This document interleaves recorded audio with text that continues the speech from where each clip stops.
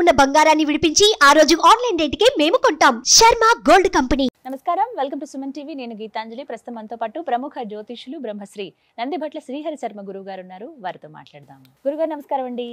వాగర్థావివ సంపృక్తౌ వాగర్థ ప్రతిపత్తయే జగతః పితరౌ వందే పార్వతీ పరమేశ్వరౌ.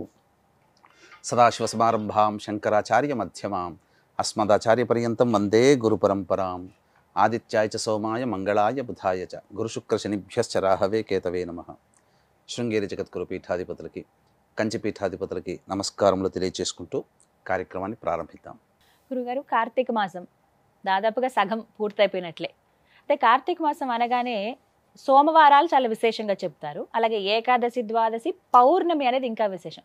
అసలు మాసం అంతా చేసినా చేయకపోయినా ఒక్క పౌర్ణమి రోజు ఉపవాసం ఉండి ఒత్తులు వెలిగించి ఆలయానికి వెళ్ళి అక్కడ కాసేపు గడిపి ఆ రోజు అంతా పూర్తయిన తర్వాత ఉపవాసాన్ని విరమించి ఇక చాలు, ఇంకా సంవత్సరం అంతా మనం పూజ చేసుకున్నటువంటి భాగ్యం అని అందరం భావిస్తామండి. అయితే మీరు ఒక మాట అన్నారు లాస్ట్ టైం వీడియోస్ చేసేటప్పుడు, పౌర్ణమి ఎంత విశేషమో అంతకు మించిన విశేషమైన రోజులు ఇంకా ఉన్నాయమ్మా కార్తీక మాసంలో అన్నారు. వాటి గురించి ప్రత్యేకంగా ఒక వీడియో చేద్దామని. అయితే ఇంకా ఆ రోజు ఇప్పుడు ఉందా అండి, లేకపోతే 15 రోజుల ముందే పూర్తయిందా? ఆ వివరాలు తెలియచేయండి. ముందుగా వీక్షించేటువంటి సుమన్ టీవీ ప్రేక్షకులకి గమనిక, ఈ కార్తీక పౌర్ణమి సందర్భంగా ఊరు వాడవాడల అందరూ కూడా భక్తి ప్రపత్తులతో దీపారాధన, ఈ యొక్క ఈశ్వరుని ఆరాధన అనేటువంటిది చేస్తూ వచ్చారమ్మా. అవును. కానీ పంచాంగములు తిరిగేస్తూ ఉంటుంటే ఈ కార్తీక సోమవారాల మీద దృష్టి పెట్టినప్పుడు ఒక అద్భుతమైనటువంటి విషయం కనబడిందమ్మా. అంటే ఈ క్రోధినామ సంవత్సరం ఈ కార్తీక మాసానికి మాత్రమే పరిమితమైనటువంటి రోజుగా చెప్పవచ్చని నా పరిశీలనలో. ఎందుకనంటే శివ పరివారానికి సంబంధించినటువంటి అందరికీ సంబంధించి కలిసి వచ్చే రోజు ఒక రోజు. అంటే ఈశ్వరుడు, అమ్మవారు, వినాయకుడు, కుమారస్వామి, వీళ్ళందరికీ కూడా ఈ శివ పరివారమే కదమ్మా. ఈ నలుగురే శివ పరివారం. ఈ శివ పరివారానికి సంబంధించి అన్నిందరికీ కలిసి వచ్చిన దేవతారాధన కలిసి వచ్చిన ఏకైక రోజు ఇప్పుడు రాబోతుంది 18వ తారీఖు, 3వ కార్తీక సోమవారం. 3వ కార్తీక సోమవారం. ఎందుకనంటే అమ్మవారికి అంటే గౌరీదేవి తిథిగా అనగా అధిపతిగా ఉన్నటువంటి తిథి ఏంటి? తదియ తిథి. తర్వాత సోమవారం, కార్తీక సోమవారం ఈశ్వరుడు. మళ్ళీ ఈశ్వరునికి ఇంకొక ప్రత్యేకత ఉంది. ఆ రోజున ఉన్నటువంటి నక్షత్రం ఏంటమ్మా? మృగశిర నక్షత్రం. మృగశిర నక్షత్రానికి అధిపతి ఎవరు? కుజుడు. కుజునికి అధిష్టాన దేవత మళ్ళీ సుబ్రహ్మణ్య స్వామి. అంటే ఇక్కడ సుబ్రహ్మణ్య స్వామి యొక్క సంబంధం కూడా వచ్చి చేరింది. ఇక 4వది వినాయకుడు. ఆ రోజున సంకష్టహర చతుర్థి, 18వ తారీఖు రోజున. అంటే మధ్యాహ్నానికి వస్తుందండి. అంటే ప్రదోషకాల సమయంలో చతుర్థి ఉంటే కనుక ఆ రోజే చేసుకోవాలి. సంకష్టహర చతుర్థి సోమవారం 18వ తారీఖు అయింది. అంటే వినాయకుడు, ఈశ్వరుడు, అమ్మవారు, కుమారస్వామి, సుబ్రహ్మణ్య స్వామి నలుగురికి సంబంధించినటువంటి రోజుగా చెప్పబడి ఉంది. కాబట్టి ఈ రోజున ఎవరైతే వీక్షిస్తున్నటువంటి ప్రేక్షకులు 3వ కార్తీక అంటే తెలిసి తెలియక కూడా చాలా మంది భక్తి ప్రపత్తులతో ఈశ్వరుని ఆరాధన చేస్తారు. అది అందరూ చేస్తారు. కానీ ఇప్పుడు మనము చెప్పబోయేటువంటిది తెలుసుకొని ఇంకా కొంత సమయం మన దేవతారాధనకి గనక వెచ్చించుకుంటే మరింత పుణ్య ఫలితము. అసలు చెప్పాలనంటే ఈ కార్తీక మాసం అంతా కూడా చేసిన పుణ్య ఫలితం ఒక్క రోజుకే వస్తుందేమో అన్నంతగా ఆ కలయిక ఉందమ్మా. మరి ఏం చేయాలంటే ఆ రోజున సాధారణంగా వివాహం కావాల్సినటువంటి అమ్మాయిలు ఆ రోజున కాత్యాయని వ్రతం చేయండి. ఎందుకంటే మృగశిర నక్షత్రం ఉంది కదా, అమ్మవారు కాత్యాయని వ్రతం చేసేటప్పుడు అమ్మవారు అధిష్టాన దేవత కాత్యాయని. అంటే తదియ తిథి కూడా కలిసి వచ్చింది, సోమవారము అయ్యింది. కాబట్టి వివాహం కావాల్సినటువంటి అమ్మాయిలు కాత్యాయని వ్రతాన్ని అనగా పుస్తకం బయట షాపులో పుస్తకంలో దొరుకుతుంది. కాత్యాయని వ్రతాన్ని ఆచరించి ప్రదోషకాల సమయంలో ముత్తైదువుకి పిలిపించుకొని, ఒక్కరిని కానీ ముగ్గురు కానీ పిలిపించుకొని వారికి స్త్రీ అలంకరణ వస్తువులు అంటే అద్దము, దువ్వెన, కాటుక, గాజులు, రవిక బట్ట, పూలమాల, పసుపు, కుంకుమ ఇవన్నీ కూడా ఆ ముత్తైదుకి వాయనం ఇచ్చి ముత్తైదుకి భోజనం పెట్టి తాంబూల దక్షిణ ఇచ్చి చేస్తే ఆ వ్రతం యొక్క సంపూర్ణ ఫలితం దక్కుతుంది. ఇది వివాహం కావాల్సినటువంటి వాళ్ళకి. ఇక ముఖ్యంగా కుజదోషం ఉన్నటువంటి వాళ్ళు కూడా ఈ కాత్యాయని వ్రతం సోమవారం చేయొచ్చు. సాధారణంగా మంగళవారం నాడు చేసుకుంటారు. కానీ ఈ సోమవారం, కార్తీక సోమవారం మృగశిర నక్షత్రము తదియ తిథి కూడా ఉన్నటువంటి కారణం చేత ఆ విధంగా చేయండి. ప్రదోష కాలంలో ముత్తైదుకి దానం ఇవ్వడం. ఇక ఆ రోజున కార్తీక సోమవారం కదా, సోమవారం అండి. బ్రహ్మ ముహూర్తం లేచి చక్కగా ఈశ్వరుని చిత్రపటం, అంటే చిత్రపటం ఎలా ఉండాలంటే శివ పరివారం ఉండాలి, స్వామి ఉండాలి, అమ్మవారు ఉండాలి, పక్కన ఒక వినాయకుడు, ఇంకొక పక్కన కుమారస్వామి, వీళ్ళందరూ వాహనములతో సహా చిత్రపటం ఉన్నప్పుడు ఆ చిత్రపటానికి గన్నేరు పూలతో కానీ మల్లె పూలతో కానీ ఇలా ఏదైనా కానీ పుష్పించే పూలమాల వేసి చక్కగా శివ సహస్రనామము, గౌరీ సహస్రనామ పారాయణం చేయాలి. తర్వాత వినాయక అష్టోత్తరము, కుమారస్వామి అష్టోత్తరము, సుబ్రహ్మణ్య అష్టోత్తరం 3 సార్లు పారాయణం చేయాలి. తర్వాత వడపప్పు, పానకము ఇవన్నీ కూడా నైవేద్యం పెట్టాలి, చలివిడి కూడా నైవేద్యంగా పెట్టాలి.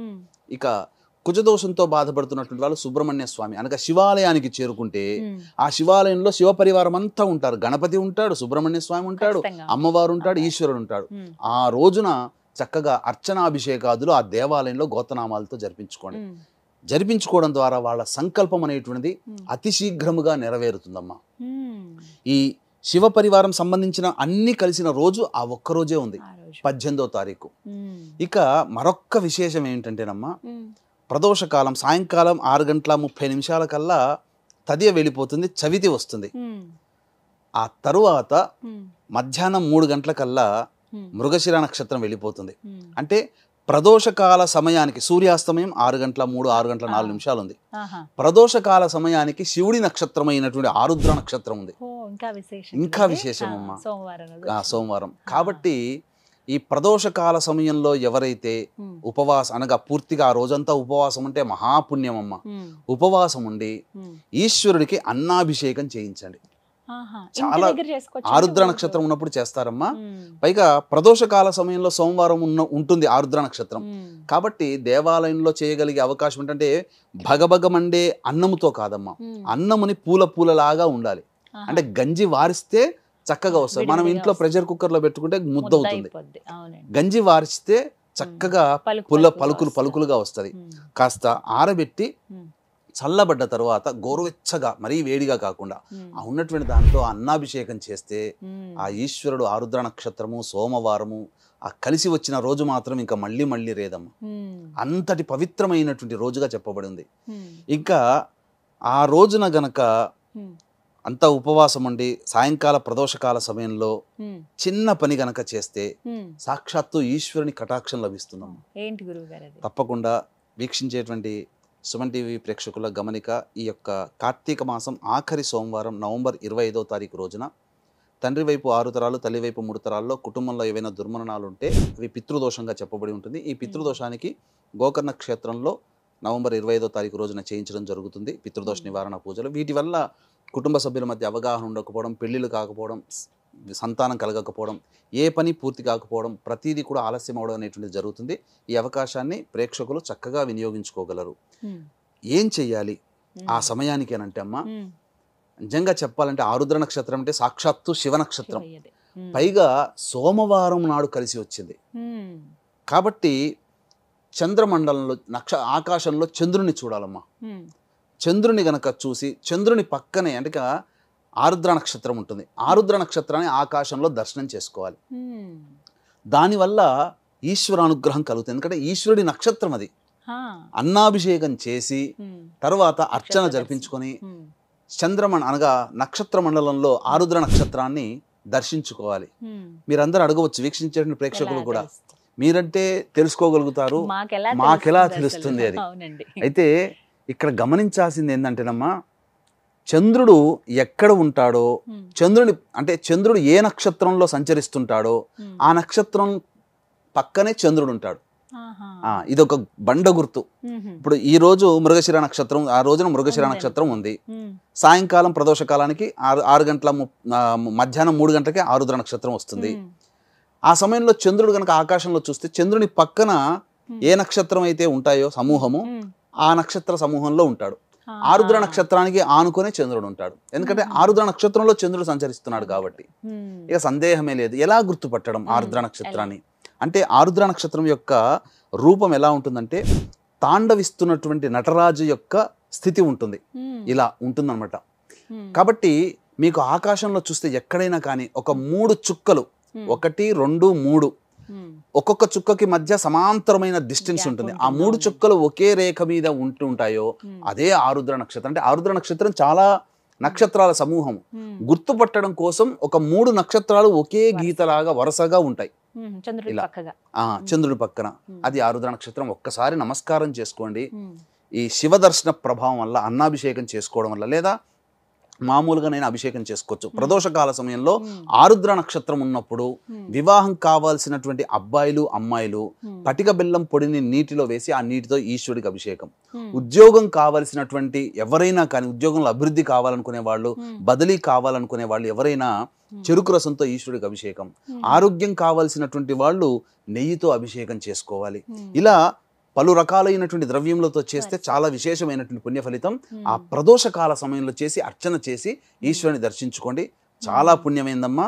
మళ్ళొకసారి చెప్తున్నానండి, కార్తీక 3వ సోమవారం అయింది, తదియ తిథి అయింది, మృగశిర నక్షత్రం ఉంది, సంకష్టహర చతుర్థి, కుజునికి సంబంధించిన నక్షత్రం, సుబ్రహ్మణ్య స్వామి నక్షత్రం, పైగా ఆరుద్ర నక్షత్రం.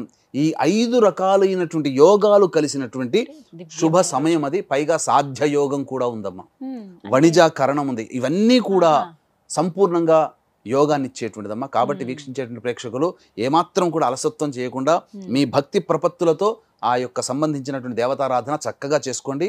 మళ్ళీ చెప్తున్నాను, కార్తీక పౌర్ణమికి ఎంతటి విశిష్టత ఉంటుందో అంతకన్నా పరమ విశిష్టత ఈ 3వ కార్తీక సోమవారం రోజున ఈ యొక్క సంవత్సరంలోనే మనకు వస్తుంది.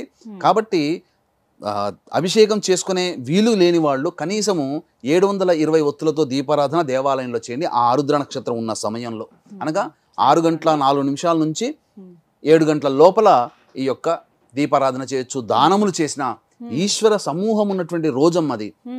దీపదానం చేయండి, ఉసిరికా దానం చేయండి, సాలగ్రామ దానం చేయండి. ఇలా మీకు మార్కండేయ పురాణం ఆ రోజు చేయండి. పౌండరీక యాగం చేసినటువంటి పుణ్య ఫలితం కలుగుతుంది. ఇలా ఏ దానము చేసినా 6:04 నుంచి 7 గంటల మధ్యలో దాన కార్యక్రమాలు, దీపములు ప్రజ్వలించడము, అభిషేకములు, అర్చనలు, ఇలా మీకు శక్తి కొలది ఏది తోస్తే, మీ భక్తికి ఏది మీ మనసు అంగీకరిస్తే ఆ పని చేయండి. తప్పకుండా మీకు ఈశ్వరానుగ్రహం కలుగుతుంది. అది మీరు అనుభవించి తీరుతారు. ఆ శివానుగ్రహం కలిగిందంటే 1,00,00,000 వంతులో 10 కోట్ల వంతు మనకు లభించిన, మనం తరతరాలు కూడా ఆనందంగా శివానుగ్రహంతో జీవిస్తామని చెప్పడంలో ఏమాత్రం సందేహం లేదమ్మా. చాలా విశేషవంతమైన రోజు అని చెప్తున్నాను కదండి. తప్పకుండా అంటే ఒక సెంటిమెంట్ ఉంటుంది చాలా మందికి, కార్తీక మాసం అంతా చేయలేకపోయినా పౌర్ణమి లేకుంటే 3వ సోమవారం చేద్దామని. అలా చేద్దాం అనుకున్న వాళ్ళకి ఇంకా మీరు ఇంకా చాలా మంచి మాట అన్నారు, నాకు తట్టలేదు ఈ పౌర్ణమి రోజున. ఎందుకంటేనమ్మా, పౌర్ణమి రోజున ఊరు వాడవాడలు అందరూ చేస్తారు, కానీ చేయలేని వాళ్ళు కూడా చాలా మంది ఉంటారు. ఆ రోజు ట్రైన్ లో ఉండేవాళ్ళు, ఆడవాళ్ళు మగవాళ్ళు వేల మంది, ఫ్లైట్ లో ఉండేవాళ్ళు, బస్సులో ప్రయాణం చేసేవాళ్ళు, సొంత వెహికల్స్ లో ప్రయాణం చేసేవాళ్ళు కార్తీక పౌర్ణమి రోజున చేయలేరుగా. అయ్యో ఆటంకాలు వచ్చిన వాళ్ళు, ఆడవాళ్ళకి ఋతుక్రమం ఆటంకాలు వచ్చి, లేదా ఎవరైనా మరణించి వచ్చి మహిళ సందర్భంలో ఉండి ఆ రోజు చేయలేని వాళ్ళందరికీ కూడా ఈ 3వ కార్తీక సోమవారం నాడు గనక చేస్తే అద్భుతమైన ఫలితం అమ్మా. ఎందుకనంటే శివ పరివారము, శివ సమూహము, శివ కుటుంబము అంతా ఒక్క రోజున చేరినటువంటి రోజమ్మది. మళ్ళీ 4వ సోమవారం లేదు. ఇప్పుడు మాటలు అన్నారు మైలని, కొంతమందికి సంవత్సరం మైలు ఉంటుంది కదండి, అలాంటి వాళ్ళు చేసుకోవచ్చు. పితృదేవతల్ని ఉద్దేశించి దీపారాధన చేయొచ్చు, పితృదేవతల్ని ఉద్దేశించి దానాది కార్యక్రమాలు చేయొచ్చు, తప్పులేదు. అది మొత్తానికి విశేషవంతమైన, చాలా చక్కగా చెప్పారు గురుగారు. ఈ విషయం అయితే తెలియదు మాకు ఇప్పటి వరకు. మామూలుగా 3వ సోమవారం చేసుకుందాం అనుకున్నాం, కానీ ఇంత విశేషం కాబట్టి ఖచ్చితంగా అందరూ ఆచరిస్తారు. ఆ రోజున ఉపవాసం చేయటం కానీ, అభిషేకాలు చేసుకోవటం, ఆరుద్ర నక్షత్ర దర్శనం అనేది. నమస్కారం గురుగారు. సర్వం శ్రీ ఉమామహేశ్వర పరబ్రహ్మార్పణమస్తు.